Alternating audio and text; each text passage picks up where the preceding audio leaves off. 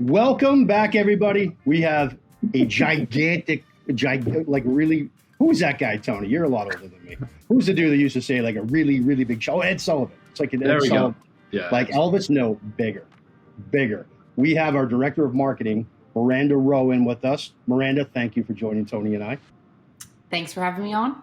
Excited to share some laughs with you guys. Yeah, well, hopefully we'll have some laughs. We want to talk seriously about marketing today as well. So we got some hard-hitting questions for you. Right. Tony G, thanks for being here, brother, as always. How are things with you? Everything's good, man. Everything's good. Excellent. You see, I'm wearing my the TCS camouflage hat in honor of hunting season starting. I was thinking about you before the show, so I chose this hat. Perfect. You ready? Yes, sir. Head to Kansas here in a couple weeks. Why Kansas? What's there? Like what's different about Kansas than Florida or Georgia? The big boys are there. And Florida, it's, we have deer, but. And iguanas, right? Yes, definitely iguanas. And iguanas, yeah, that's a whole nother thing. Well, good luck to you. So there's larger deer in Kansas, and you go chase them. Definitely larger deer in Kansas, yes. Awesome, man. I love it. Miranda, do you hunt? I have before. I don't hunt now as much since having my daughter, and I don't know, life happened. We don't do it as much. It was a big hobby of mine and my husband's when we first started dating. We've now been together almost 20 years. You guys, we were adding that up the other day, and I was shocked by that. Wow. Anyway, so earlier in our relationship, we hunted together. So it was like a hobby of ours. We did the whole baiting, and is that still what you call it, Tony? I feel like I've been out of it that long. Man, you're going into some deep, dark secrets right there. Baiting. Huh? Well, you set out the corn. You set out the corn, and you come the back. Corn's for the squirrels, right? Right. The corn is definitely for the squirrel. And if a deer comes by, you got to kill it. If he's stealing a squirrel's food, I mean, that makes perfect sense. Absolutely. So yes. Wait, is that like illegal now? The baiting thing or the?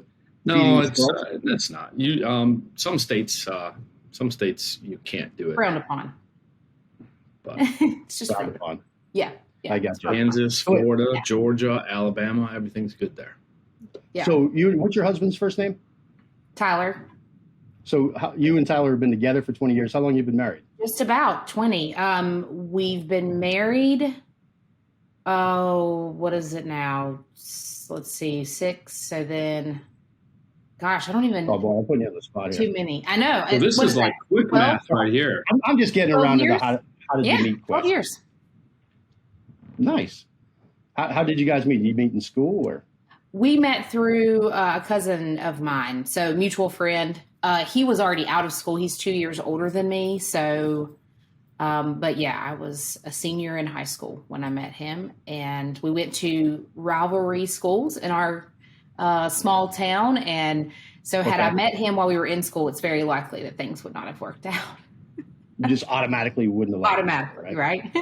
Yeah, you have to hate them. Yeah. So it's silly to think about now. But what's more difficult is we've stayed in this small community since having our daughter, and now we have to make the hard decision about which side of the line she's going to be on. So where's she going to go to school and all those things. Oh, okay. What is the name of your village? Oh, how did I know? I walked straight into that. I knew that was going to happen. This is like a Disney movie. Yeah. Shot just north of Charlotte. Yeah, that's it. That's awesome. Are they like Thanksgiving Day rivals? Is it like the football teams hate each other and the whole thing? Yeah, that's where it stems from. It's definitely the football teams. And the school that I went to was a big deal. We were always better. So sadly, they were just the sore losers year after year, Yeah, sure. I was. So hey, same with my school. Take that, Bill Ricca. Right? Anybody listening to Bill Ricca? Burn. So you worked before you came to work with us. You were at Chick-fil-A for a long time doing marketing for them. Came here as a marketing director. You had a little bit of a stop in between with a digital marketing company that was pretty focused on construction firms, construction companies. So will you tell us what's there's the obvious difference with the products and that sort of thing. But as far as how you market or how you take a company out into the marketplace as a marketer, I'm going to say marketing as many times as I can. That's the password phrase for today, by the way. It'd be the drinking game the drinking game, exactly. What's the biggest difference? What did you have to change with your style, your approach, going from a Chick-fil-A type of an environment to a paving company?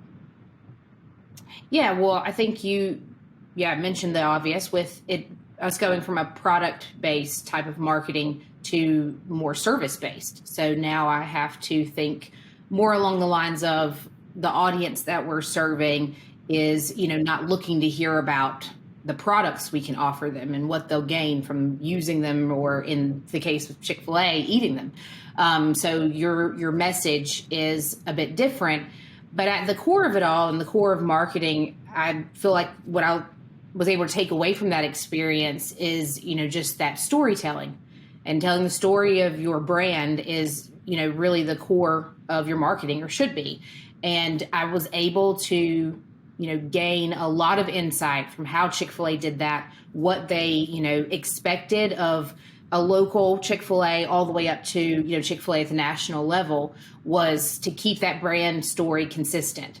And I think if you've ever had the Chick-fil-A experience, that's certainly something you take from that experience is, you can share your story about Chick-fil-A and how it went. And, Tony's would be very similar. And it's all about that consistency that they really do, sort of stress from the very get-go. So I was able to take that and utilize that now to strengthen small brands to large brands by telling their story. So it was exciting to get to have the opportunity to do that for the Pavement Group. Yeah, that's awesome. So with Chick-fil-A, their service is what kind of stands out to me. Not to say their food isn't great. We don't have, I'm up in the Northeast. There isn't a ton of Chick-fil-A, so we don't see all their advertising. I always love it when we're down around Atlanta or whatever. You see the funny billboards they have with the cows, and they've got a very it's silly, but it works. It hits well. Did they focus a lot on their service? Like it's like a white glove service for a fast food restaurant. Everybody's super professional, super like they're well spoken. They welcome you into the store. Everything's done so professionally. Where Burger King and McDonald's might not be exactly that same vibe. Was that a big piece of your marketing? Absolutely. So much like the Pavement Group, they are very much focused on their core values first and foremost, and service is certainly one of those. And they talk about being remarkable and having giving everyone that remarkable experience. It's the best brand awareness that you can create, is having that remarkable experience each and every time that someone encounters Chick-fil-A. So again, like the Pavement Group, starting with those core values and keeping those as part of every part of your business.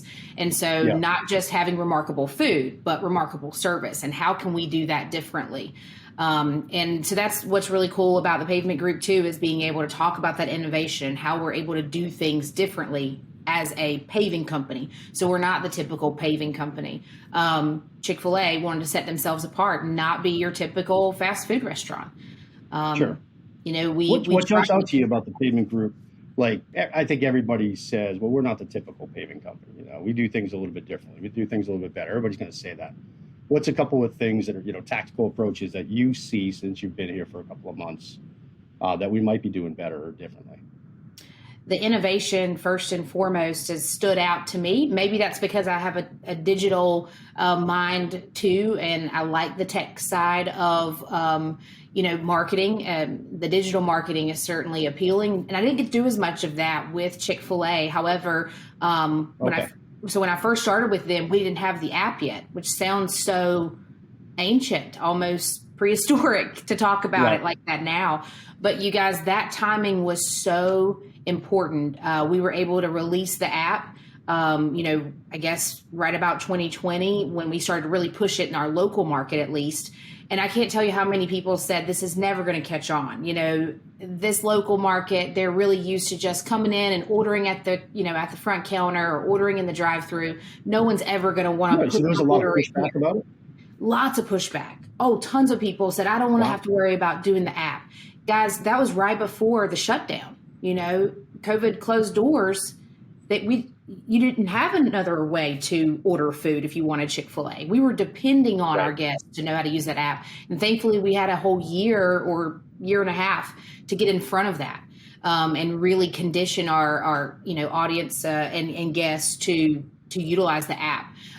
So thankfully that worked out, and that innovation and that experience there is why I think now with the Pavement Group, seeing innovation and seeing the forward thinking that Brian and the rest of the leadership team, puts first, just makes me feel really good about where we're headed. It's good to be comfortable and to, enjoy where you're working and the work you're doing, but no complacency. And there's certainly none of that, in the leadership team and in the company as a whole. So that's been really, like I said, that's been something that stood out first and foremost. Okay. Well, that's awesome.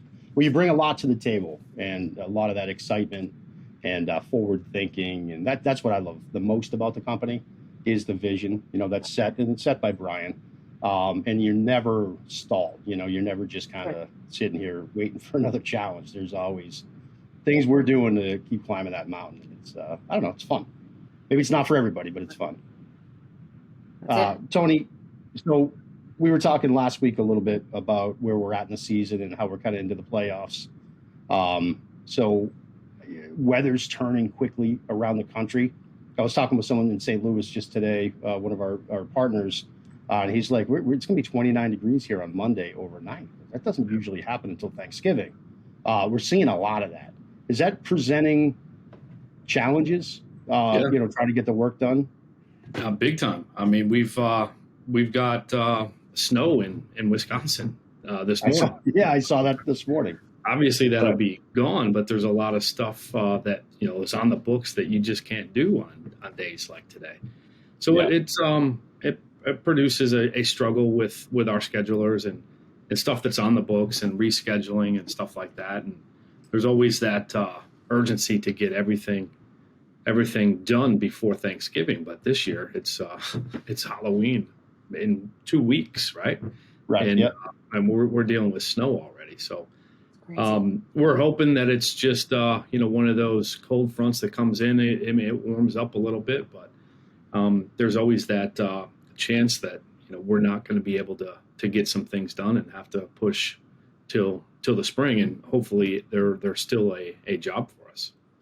Yeah, for sure. One thing Miranda was talking about the technology and innovation, and I think do another little commercial here for the Pavement Group, but I think one thing that we do really well is utilizing the technology for our project management, for our scheduling, and allows us to make quick moves with things and also get that communication out to the customers. And, I've been in paving for give or take 20 years, and the fall is always a challenge when you're in cold weather climates. Anything north of the Carolinas, basically on the East Coast, is always a challenge by now. And the fact that we can kind of seamlessly move stuff around, notify customers, know that's coming, utilize, forecasts and that sort of thing, and having such great partners on the ground that are letting us know what the conditions are and what they're going to be, has taken a lot of stress out of it. I think it's taken a lot of stress out of it for our customers. What do you think as far as, have you ever used technology like this to in an operation setting? Or no, not to this level. Like something as simple as putting all of the jobs that we have on the approved or scheduled onto our map within our CRM that has a pin as to where it is in the country, so we can concentrate on jobs such as the one in Green Bay, Wisconsin, where we got snow today. Like, we knew 2 weeks ahead of time, hey, these are the priorities that we need to work with.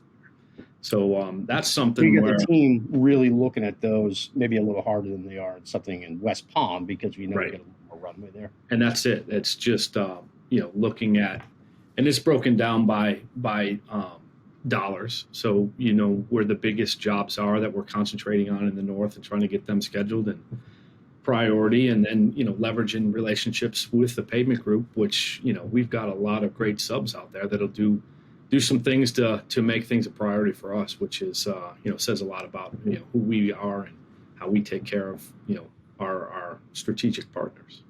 Yeah, agreed. What's the weather like in Kansas right now? Are those deer getting snowed on, or I haven't been looking, right? But look? if it's snowing in Wisconsin, We'll worry about that next month. It's a little chilly there. Yeah, for sure. All right, Miranda. Well, this is our favorite segment that I just made up called "Get to Know Our New Marketing Director." So I'm going to shoot you a couple rapid fire questions. I put Tony through this last week.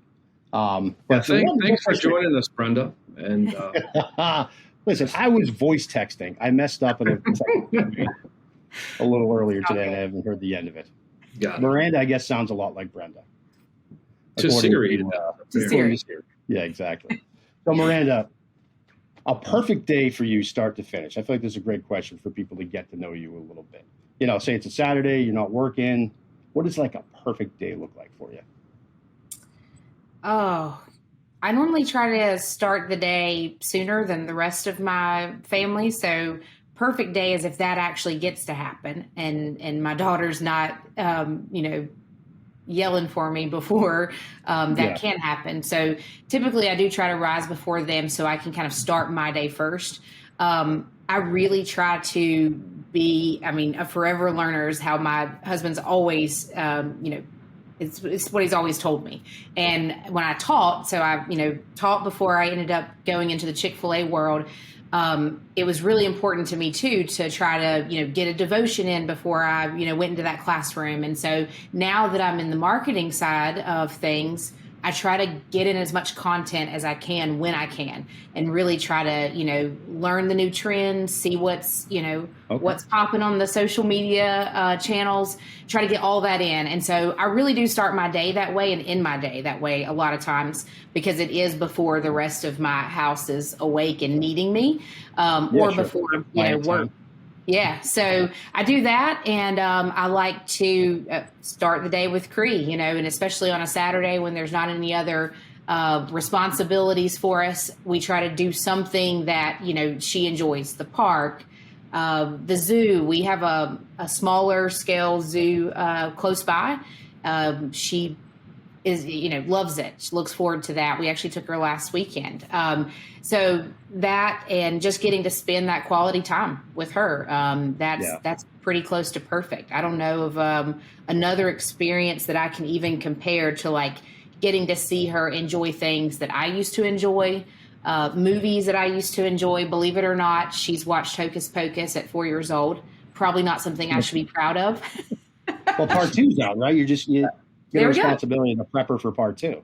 I felt, that's important, right? Priorities. Sure. Did it resonate with her? I have a hard time. My kids, especially when they were younger, I'd show them movies from like the 90s or the 80s. Exactly. And it's a black and white reel to them, She would watch Hocus Pocus and could take it in. She enjoys it. She is just like my sister and I were. She's walked around quoting it. It's been very fun to get to experience that with her. So perfect day is honestly just getting to see her soak in things that she enjoys. Like I said, that's there. I don't think there is a greater joy than that. Okay. So. What's for dinner? Oh, perfect day. Now, not say what I think you're going to say. Sushi? Nope. What kind of sandwich would you have?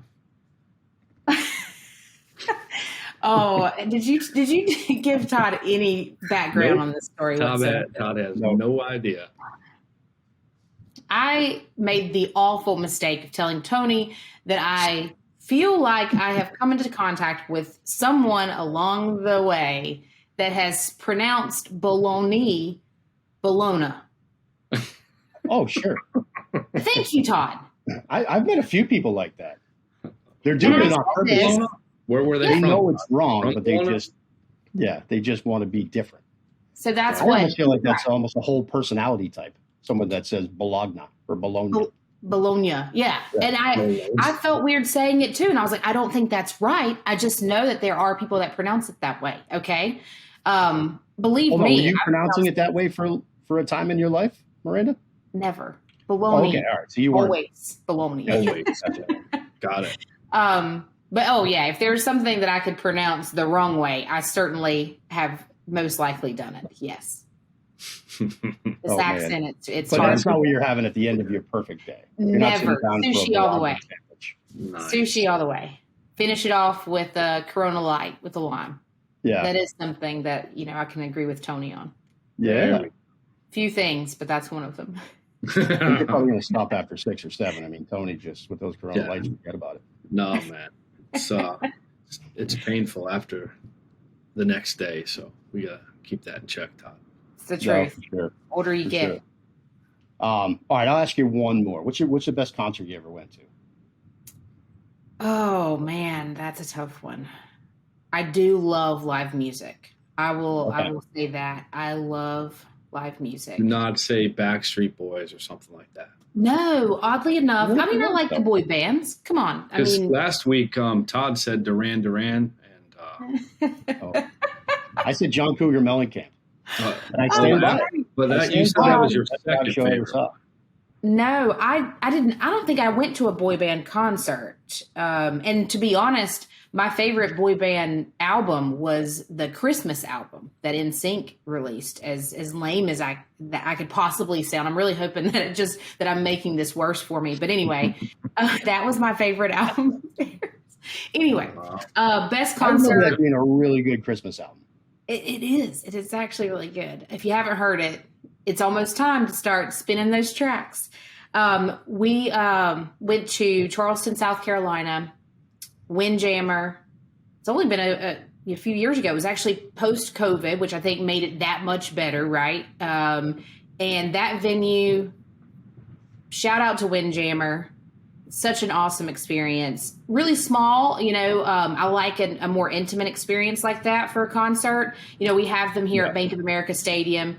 And to me, that's not the same. I mean, sure, if I could see Elton John sitting on that stage, that would be fun. But it would just seem so, you might as well watch it at home, right? On the big screen.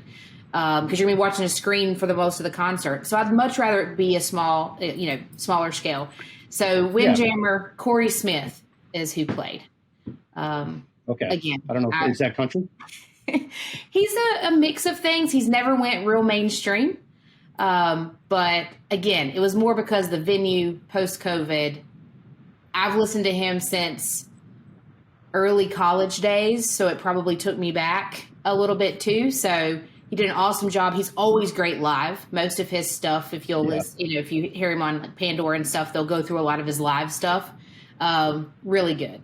So Corey Smith, the Windjammer, probably one of my favorites. I will say close second, and I have to give a shout out because a friend of ours won front row tickets to see Blake Shelton, and he couldn't use them, and so we ended up going in front row for Blake Shelton, which was also a great experience. Yeah, I bet.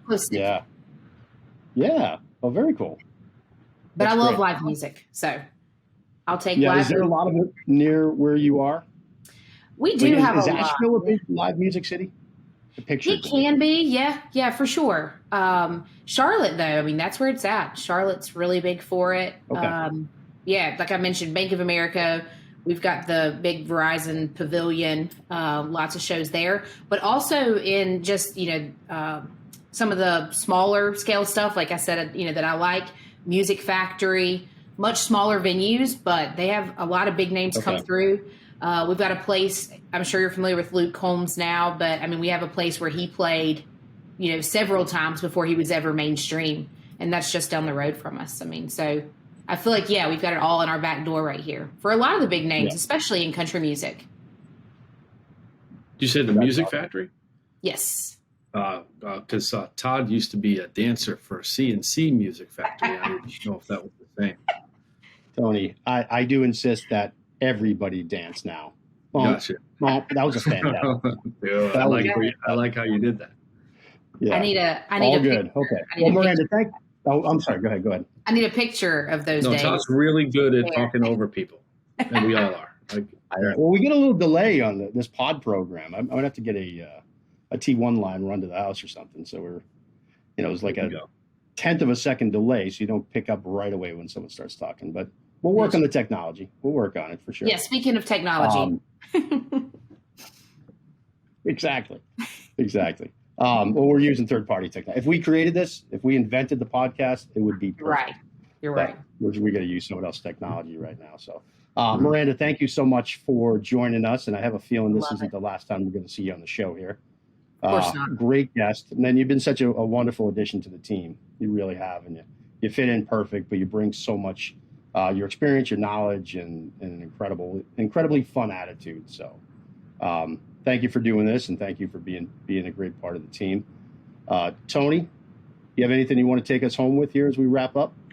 No, I was going to say, besides the addition to me, I mean, Miranda is definitely one of the best that we've ever done. Second best hire of all time, is that what you're saying? Second best hire. Second best. No, but I had to leave with stay tuned. Oh. What is it? I have it right here so I could read it now. The big outro. Follow our journey, join our mission. There it is. There you go. You can't say it any better than that. But I would have to do it again. Miranda, maybe you should do it this time. I was going to say, there's an inkling of, did he practice that, Todd? Did Tony actually practice? I was thinking I did it last time. And then I heard. It didn't really work this time. I was talking over people and stuff like that. But now that it's set up for you, we'll take a second and then you can do it this time. Oh, man. All right. Yeah. And this can all get done. But if she's going to do it, Todd, you have to, for a second. I was going to cue it up. I'm the professional. Oh, she's queuing it up. All right. Yeah. He's going to cue it. Miranda, would you mind taking us out with our tagline? Follow our journey, join our mission. See you next time, everybody. Thank you so much.